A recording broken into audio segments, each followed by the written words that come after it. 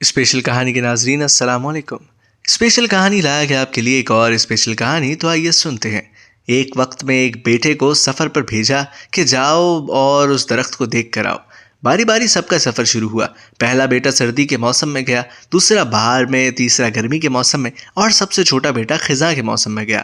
جب سب بیٹے اپنا اپنا سفر ختم کر کے واپس لوٹ آئے تو اس آدمی نے اپنے چاروں بیٹوں کو ایک ساتھ طلب کیا اور سب سے ان کے سفر کی الگ الگ تفصیل کے بارے میں پوچھا۔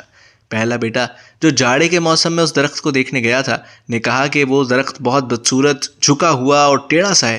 دوسرے بیٹے نے کہا نہیں، وہ درخت تو بہت ہرا بھرا تھا، ہرے ہرے پتوں سے بھرا ہوا۔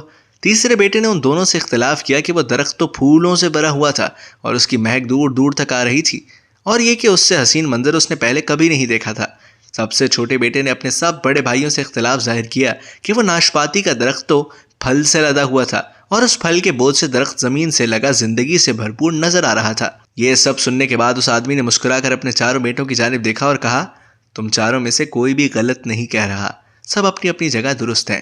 بیٹے باپ کا جواب سن کر بہت حیران ہوئے کہ ایسا کس طرح ممکن ہے۔ باپ نے اپنی بات جاری رکھتے ہوئے کہا، تم کسی بھی درخت کو یا شخص کو صرف ایک موسم یا حالت میں دیکھ کر کوئی حتمی فیصلہ نہیں کر سکتے۔ کسی فرد کو جانچنے کے لیے تھوڑا وقت ضروری ہوتا ہے۔ انسان کبھی کسی کیفیت میں ہوتا ہے، کبھی کسی کیفیت میں۔ اگر درخت کو تم نے جاڑے کے موسم میں بے رونق دیکھا ہے تو اس کا مطلب یہ نہیں کہ اس پر کبھی پھل نہیں آئے گا۔ اسی طرح اگر کسی شخص کو تم لوگ غصے کی حالت میں دیکھ رہے ہو تو اس کا مطلب یہ ہرگز نہیں کہ وہ برا ہی ہوگا۔ کبھی بھی جلد بازی میں کوئی فیصلہ نہ کرو جب تک اچھی طرح کسی کو جانچ نہ لو۔